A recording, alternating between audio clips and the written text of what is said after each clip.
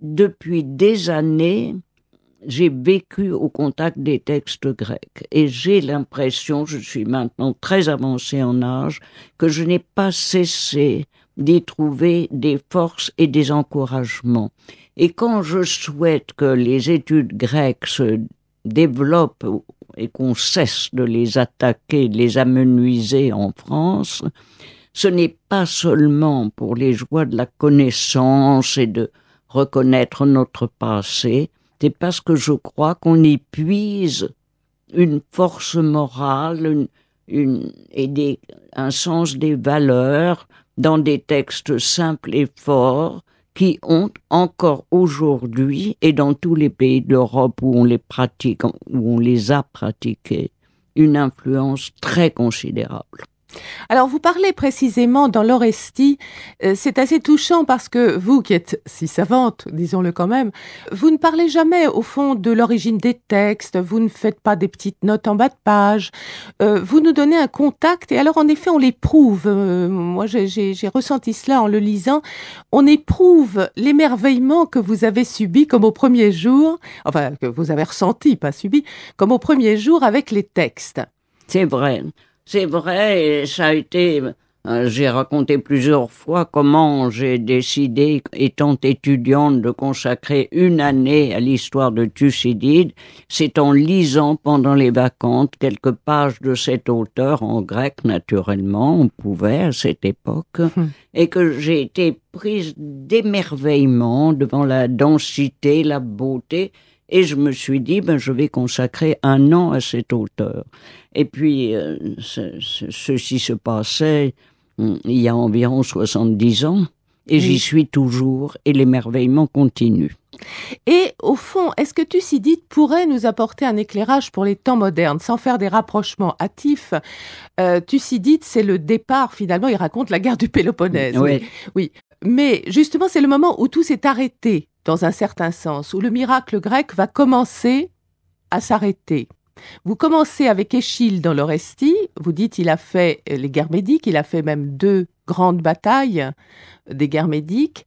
Il se met, lui, au début du siècle, d'une manière incroyable, du côté du vaincu, dans les Perses, révélant des dons pour le pardon, la compassion, l'émotion, la tendresse, comme vous le dites. Et Thucydide lui raconte le moment où les choses menacent de se déliter. Oui, en réalité, il faudrait prendre l'histoire grecque sur une plus longue période. Vous faites sentir en ce moment quelque chose qui a été en effet ma spécialité, mais que l'on m'a aussi reproché, c'est de me concentrer sur le 5e siècle athénien avant Jésus-Christ. Or, la culture grecque commence bien avant, et en ce moment, vous savez combien Homère est à la mode, combien cela compte, et il fait partie des textes importants et qui comptent pour moi. Le 5e siècle athénien est un moment d'apogée et de réussite intellectuelle extraordinaire. Mais ça n'est même pas la fin. C'est la fin de la puissance d'Athènes à la fin du 5e siècle. Mais Platon est après, mais les stoïciens sont après, mais les poètes de l'époque alexandrine sont après. Aristophane, d'ailleurs, dont vous parlez peu, en général. Oui, parce qu'il fait la transition, j'en parle cependant dans le livre d'entretien.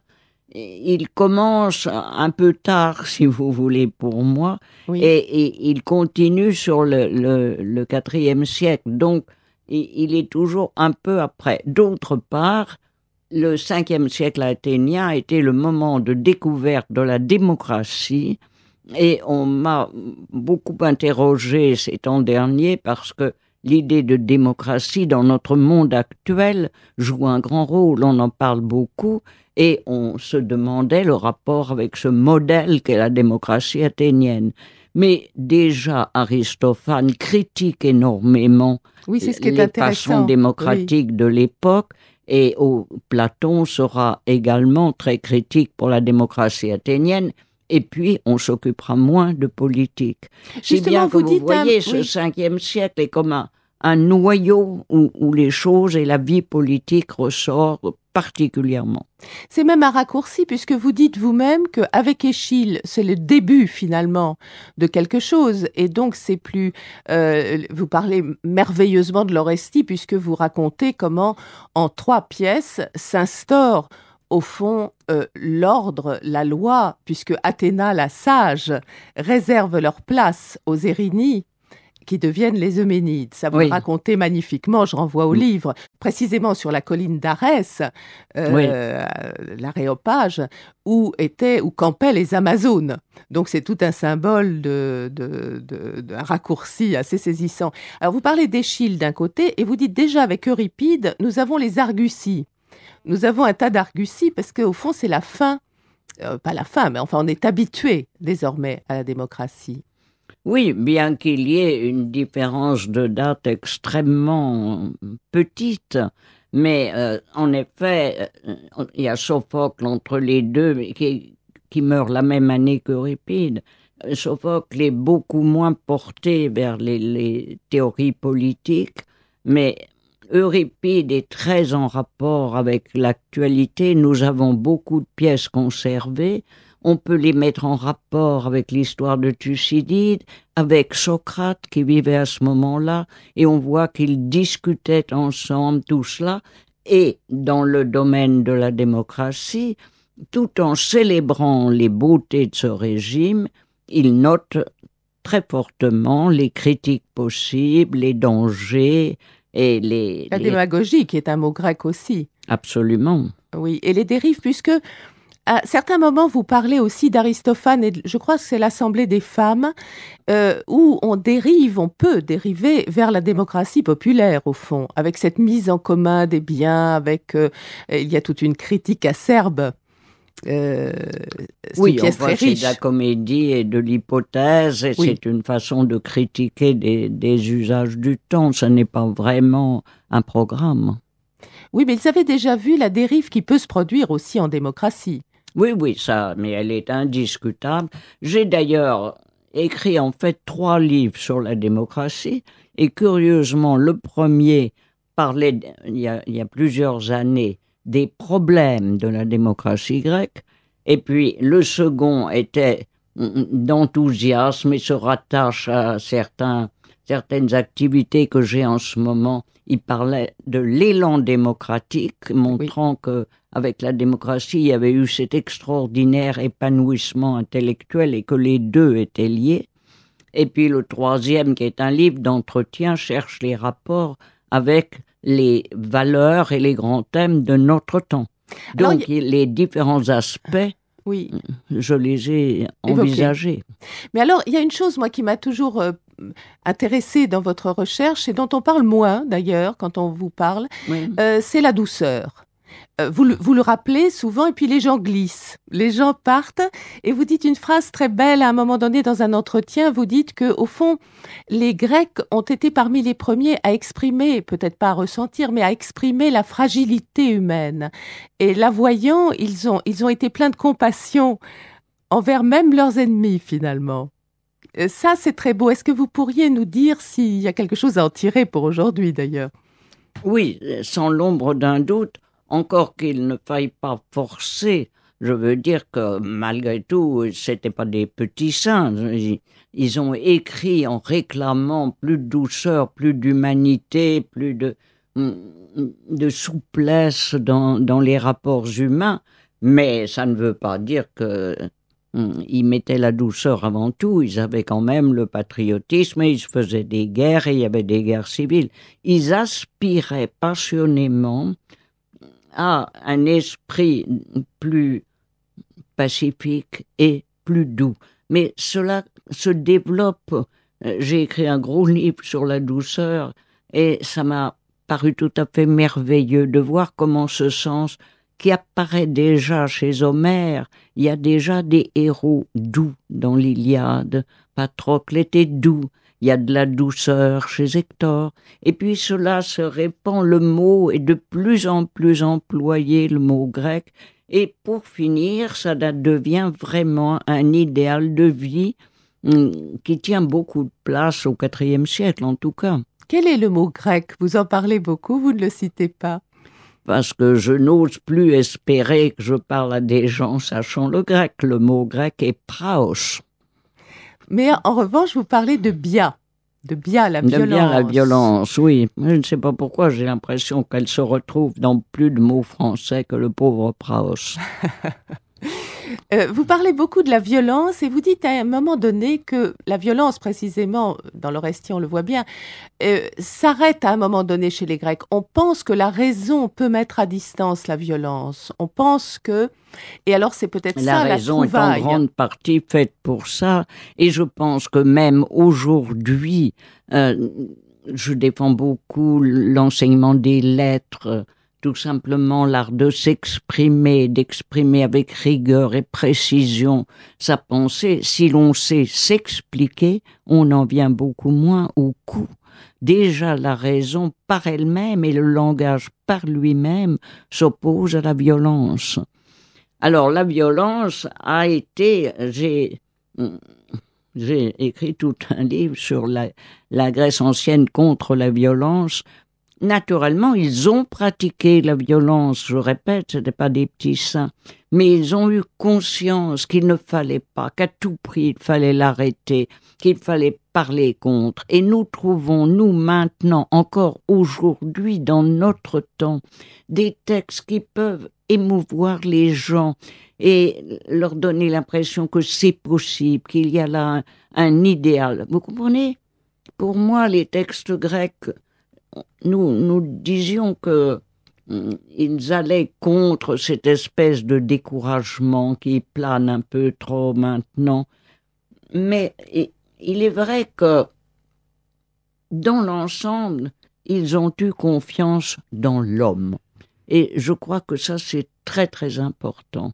Et ça me frappe que déjà, dans les épopées d'Iliade, d'Homère, je veux dire, l'Iliade ou l'Odyssée, il y a cette confiance dans l'homme, l'admiration pour le héros, qui est aussi sensible, qui n'est pas, comme dans certaines épopées, un être monstrueux, avec des pouvoirs surhumains. Ce sont des hommes mettant au plus haut point les qualités humaines. Et Ulysse, c'est un homme qui se bat contre la nature, qui arrive contre les monstres, contre les dieux, contre les malheurs, et qui arrive à préserver sa liberté, sa dignité d'homme. L'Odyssée commence par « Andra, moyenépé », dis-moi l'homme qui a souffert et qui a... etc. Et ceci est resté essentiel même dans la culture classique de mon cher 5e siècle. Et vous savez que ce qui me paraît caractéristique de ces œuvres, c'est qu'elles s'efforcent toujours de dépasser le temps pour aboutir à quelque chose qui puisse intéresser, toucher d'autres époques, comme ils réussissent à le faire.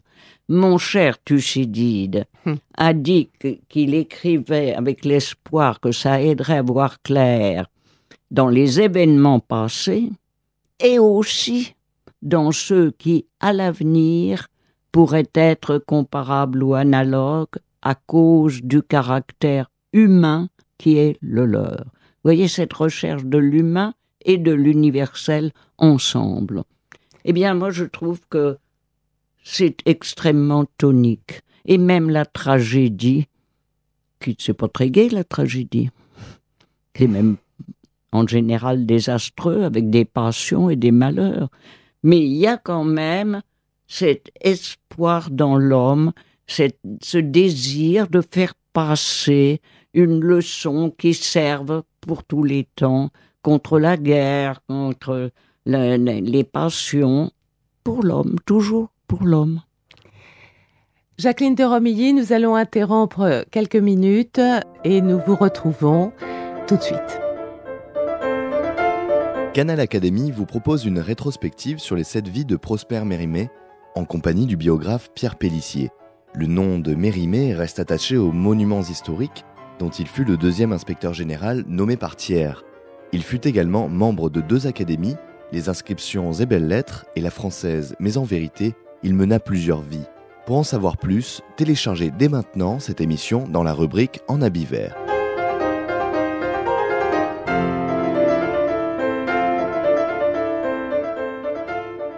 Jacqueline de Romilly, nous continuons notre exploration de ce qu'ont apporté les Grecs, Oui. à la fois à notre Europe, mais aussi à nous tous dans l'universel, finalement, dans ce qu'ils ont voulu est loipon, pour ce qui reste du temps, comme vous le citiez dans un autre contexte. Vous avez peu parlé de l'hubris. Vous parlez de Bia, la violence, mais est-ce que Bia n'est pas déclenché par l'hubris ? C'est-à-dire cette espèce de... Il y a un rapport entre les deux, n'est-ce pas? L'hubris et l'excès qui est puni par la némésis, qui vient venger cet excès. C'est avant tout un excès de la part de l'homme qui prend plus que sa part, et la punition vient des dieux. Ça n'est pas un problème politique que l'hubris, c'est un problème de philosophie morale. Tandis que la violence est un problème de la vie en commun dans la cité. Et à mon avis, en dehors de la grande théorie de l'hubris qui revient dans toutes sortes de mythes, ça n'est pas un problème qu'ils ont discuté au jour le jour. C'est la violence dont ils ont parlé, qu'ils ont craint, la violence de la guerre civile, la violence des meurtres, etc. Et le sens qu'a pris dans la démocratie athénienne le rôle de la justice, des cours de justice où chacun jugeait et où on essayait de distinguer ce qui était bien, ce qui était mal, a joué un grand rôle, je crois, dans cette façon d'opposer à la violence la douceur dont nous parlions tout à l'heure. Oui, vous dites d'ailleurs à un moment donné que, au fond, cette démocratie a surgi en face du despotisme représenté par les Perses, qu'il y a une espèce de prise de conscience du despotisme, du tyran, et puis de ce qu'on peut appeler la démocratie, mais qui est aussi le fait, me semble-t-il, du monarque éclairé, parce qu'au fond, la France ou l'Europe ou les choses ont aussi connu des royautés éclairées, pourrait-on dire. Donc, quel est le rapport justement de l'Europe d'aujourd'hui? De quoi avons-nous hérité finalement face à tout cela? Alors, vous me parlez de monarchie éclairée. Il est certain que les Grecs ont eu aussi le sens de ce que ça pouvait être. Au IVe siècle, dans les œuvres d'Isocrate, il y a des éloges du bon monarque. Et c'est un thème qui survivra et qui lui aussi est digne de passer jusqu'à maintenant et d'alimenter la réflexion politique. Pour Athènes, il s'agissait de la démocratie et, si vous voulez, l'idée du souverain éclairé ne peut pas se définir a priori. Il faut que l'homme soit là, il faut qu'il ait des sentiments, il faut qu'il se soit pénétré de ses devoirs. Tandis que l'idéal démocratique est quelque chose de très précis, que l'on peut vivre, que chacun peut vivre et qu'on peut essayer de faire vivre à n'importe quel moment. Mais la morale est aussi une chose importante à léguer à l'Europe d'aujourd'hui, non? Parce que vous parlez de la démocratie, mais est-ce qu'il peut y avoir une démocratie sans loi morale? La loi étant prise aujourd'hui comme une punition, vous le dites vous-même, et non pas comme une protection. Vous touchez, à mon avis, quelque chose de très important. Ça définit non pas tellement la démocratie qu'un régime légal par opposition à un pouvoir personnel. En fait, l'importance de la loi, elle apparaît déjà dans des textes de Solon, etc., mais elle prend toute sa force dans un texte d'Hérodote où le roi de Perse demande à un Spartiate qui vit auprès de lui « Mais comment est-ce qu'ils vont résister, ce petit peuple grec, à mon énorme invasion? Pourquoi est-ce qu'ils résisteraient? Moi, mes sujets, avec le fouet, les châtiments, les punitions, je suis sûr qu'ils m'obéissent. Mais pourquoi ?» Et le Spartiate répond « Parce qu'ils ont un maître qu'ils craignent encore plus que tes sujets ne te craignent. Ce maître, c'est la loi. » Et en fait, la loi joue à Sparte, qui est une oligarchie, il joue encore plus, je crois, dans la pensée athénienne, démocratique. Et il y a un très beau texte d'Euripide que j'ai cité à plusieurs reprises, où le roi d'Athènes, c'est un roi, mais enfin c'est le porte-parole de la démocratie, c'est Thésée, dit que dans un régime personnel, la loi, c'est la chose du tyran, c'est ce qu'il veut, c'est sa volonté, il la change, c'est l'arbitraire autrement dit. Tandis que dans la démocratie, il dit quand la loi est écrite pour tous, alors le pauvre est l'égal du riche, il peut se défendre, si on l'injurie, il peut faire un procès, il peut gagner, etc. Il en fait le point de départ de ce même droit pour tous. Alors je suis très frappée, je l'ai dit ailleurs, mais que dans notre monde actuel, il est de mode chez les plus jeunes qui n'ont pas connu l'occupation et l'arbitraire et la vie sans loi, enfin, la règne de la force. Il est de mode de penser que la loi, c'est ce contre quoi on doit se défendre, qu'on doit protester, etc. C'est manquer tout à fait de perspective historique et de pensée profonde. Les Grecs admettaient très bien qu'on puisse changer une loi, qu'il y ait une loi qui ne soit pas juste, mais elle était le principe d'une vie réglée par quelque chose qu'on avait accepté, qui était là et qui protégeait, c'est la chose importante pour eux, qui protégeait le pauvre contre le riche. Il y a un célèbre procès de Démosthène où il dit que si on l'avait attaqué, giflé, un homme riche, eh bien, il dit quand vous allez rentrer dans la rue, vous, etc., il y a quelqu'un qui vous protège, il y a quelque chose qui vous protège, qui empêche qu'on vous attaque, qu'on vous insulte, c'est la loi. Et il le sentait comme une sorte de protection vivante. Alors là, c'est une découverte, je crois, très importante de la pensée grecque, qui peut valoir pour des régimes plus ou moins différents, mais que nous ne comprenons plus bien à l'heure actuelle. D'abord, nous avons trop de lois, on s'embrouille dans les lois, et puis nous avons pris un sens de la liberté individuelle qui nous aveugle un peu sur les dangers d'un monde sans loi. Mais est-ce que ce n'est pas justement parce que nous interprétons la liberté comme toute autre chose que ce que croyaient les Grecs, puisque la liberté était la liberté d'un groupe qui interdépendant les uns des autres, au fond. C'est vrai que... Même chez les Romains, l'urbs a donné l'urbanité. L'urbs. Oui. Pour tenir dans l'urbs, il faut être urbain. Oui, c'est vrai. Et le sens de, disons, la fraternité, enfin, on appartient au groupe, ça c'est très important. Mais je ne crois pas que ce soit la vraie réponse. Vous me demandiez exactement... si le sens de la liberté oui, était différent, n'est pas gauchy, quoi, d'une certaine manière. Alors, non, oui, gauchy peut-être. Il s'est précisé. La liberté a commencé par être sentie comme la liberté du groupe, de la cité. N'oubliez pas que quand une cité était vaincue ou un peuple, les gens, les femmes, les vieillards étaient en général emmenés comme esclaves. Donc c'était de façon tout à fait concrète que la liberté de chacun dépendait de celle du groupe.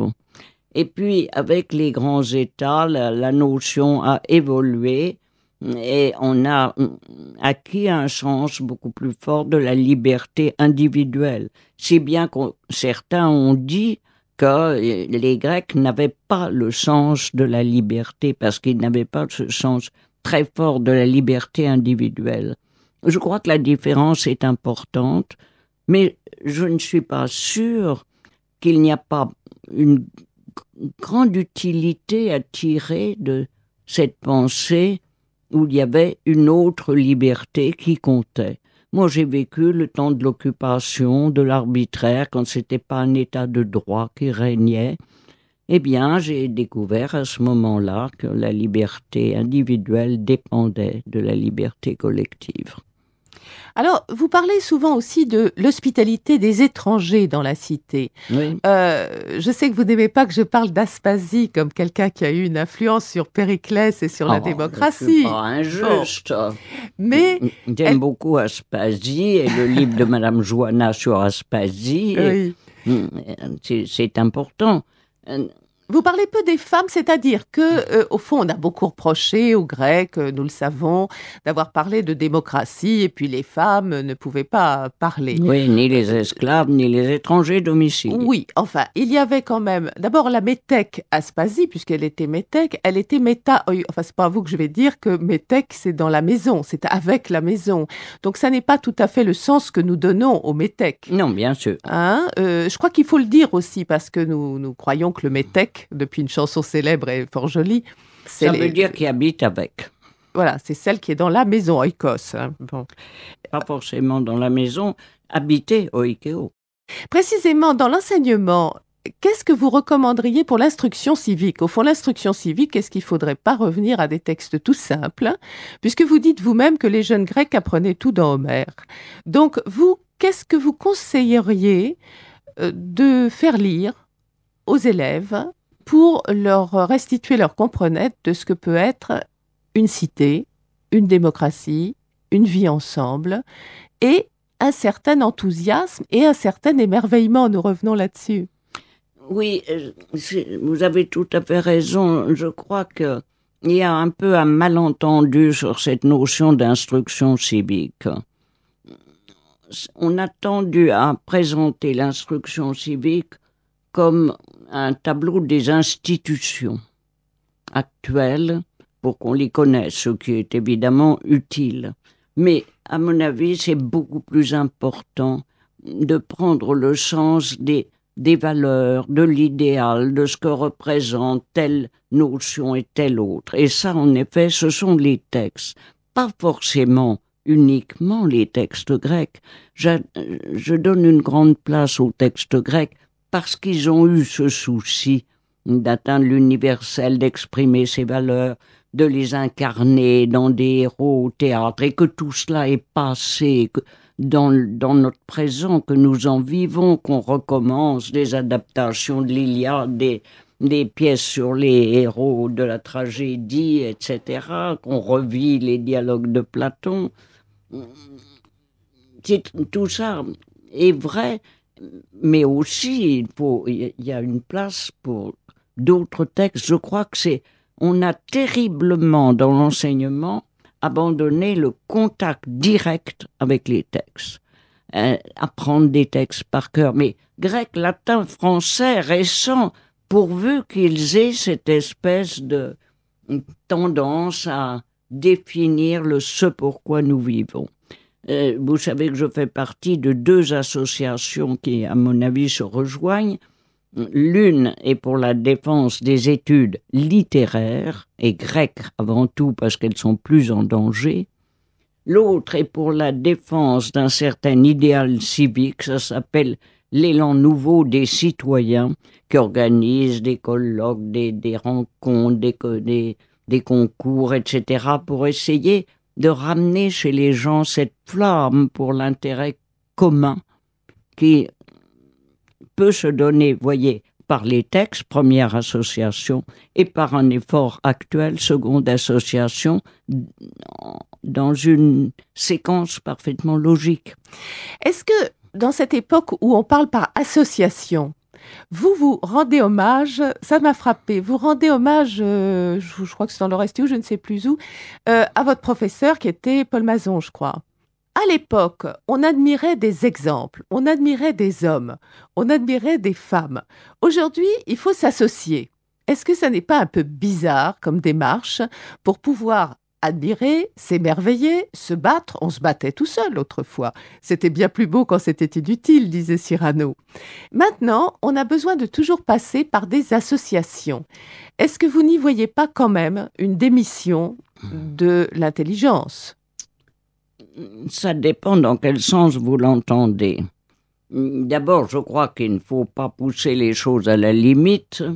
Il y avait déjà des associations, même dans ma jeunesse lointaine, Et d'autre part, il y a une action des textes et une réaction des individus et des auteurs modernes, indépendamment de toutes les associations. L'existence des associations marque seulement l'existence de difficultés actuelles, nées soit d'une évolution de la morale en général, soit de difficultés matérielles qui occupent trop complètement les gens et en particulier les jeunes. C'est pour ça qu'il faut s'efforcer de les réveiller. Quand j'étais jeune et que faire du grec, surtout, moi j'ai été la première année où les filles avaient le droit de faire du grec. De passer le concours général, et vous m'avez fait rêver parce que c'est Pierre Lazareff, je crois, qui avait fait le premier article. Oui. Mais je veux dire que c'était en plein épanouissement. On rajoutait du grec ici, là-bas. Et maintenant que l'État trouve que ça coûte trop cher, que les jeunes ne se rendent pas compte parce qu'on ne leur dit pas de ce à quoi ça peut servir, il faut bien faire des associations pour éviter qu'on ne ferme des classes arbitrairement, etc. Les associations répondent à des difficultés de notre temps. Et pour avoir une action quelconque, il ne faut pas être tout seul. Est-ce que, à votre avis, vous m'avez dit une fois, je vous ai interviewé il y a déjà 3 ans, quand je venais vous voir pour le premier festival européen de latin et de grec, dont Oui. vous avez eu la gentillesse d'être la marraine. Maintenant, c'est un grand bébé, il grandit, il court. Je sais. Voilà. Vous avez dit, vous savez, le grand problème des médias, c'est que la presse va au plus rapide, les Grecs allaient au plus profond. Oui. Est-ce qu'il y aurait... C'était pas idiot. Non, c'était fort intelligent et profond, justement. Est-ce qu'il y a un moyen, à votre avis, pour infiltrer, disons, dans la presse, quelque chose de profond, quelque chose de beau, puisque vous parlez souvent du rôle de la beauté aussi. Très bien, oui. Comment faire, à votre avis, pour vers quoi nous tourner, pour pouvoir donner à travers les étranges machines, il faut bien le faire, puisque maintenant nous passons par la télévision et nous passons par Internet. Comment pouvoir lancer nos bouteilles à la mer d'une bonne façon? Si j'avais une réponse toute prête à vous donner, il y aurait un grand empressement autour de moi pour s'emparer d'une telle recette. Mais, à mon avis, ce que l'on peut faire, c'est en amont. C'est sur les esprits. Je crois quand même que la presse suit avec un peu de retard peut-être et avec quelquefois du mal, mais l'évolution des esprits. Voyez que nous parlons de l'enseignement du grec et de ce qu'il peut apporter.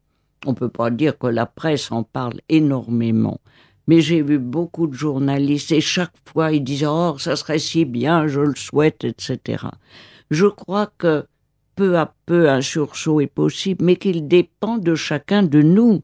Vous, avec votre festival, moi, avec mes livres, chacun avec son enseignement. Il y a eu beaucoup de signes très encourageants récemment.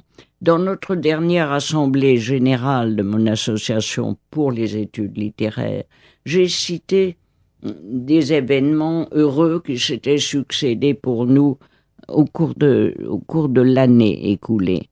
Mais un d'entre eux était le dernier. Vous savez que Le Monde a consacré presque toute une page intitulée « Homère dans les banlieues ». Ce n'était pas de nous, je ne connais pas ce jeune professeur, mais il a réussi avec son enseignement, son insistance, à attirer l'attention et, comme vous le voyez, même de la presse. On ne peut pas dire que ce soit le ton habituel du journal Le Monde, mais ça a percé. S'il y a un sursaut intérieur, une force que nous essayons de développer et de répandre, je crois que la presse s'en apercevra très bien et que beaucoup seront très contents de s'y associer. Vous le savez, Jean-Paul II a laissé comme message « N'ayez pas peur ». Très bien, oui. Qu'est-ce que Jacqueline de Romilly a envie de lancer comme message à ces gamins? J'insiste beaucoup sur les gamins, non pas parce que les vieux sont pas condamnés, mais les gamins ont envie, il y a une énergie folle, une envie folle dans le festival, je le vois, de participer aux choses, d'inventer des choses. Alors, qu'est-ce que vous leur dites à ces gamins? Eh bien, je n'ai rien préparé, un mot définitif qui sauverait tout, mais vous m'inspirez parce que je vais faire simplement un petit ajout à la parole du Saint-Père et dire « N'ayez pas peur de l'avenir, mais tournez-vous vers les textes qui vous donneront la force de l'affronter de façon heureuse. » Merci Jacqueline de Romilly. Merci à vous.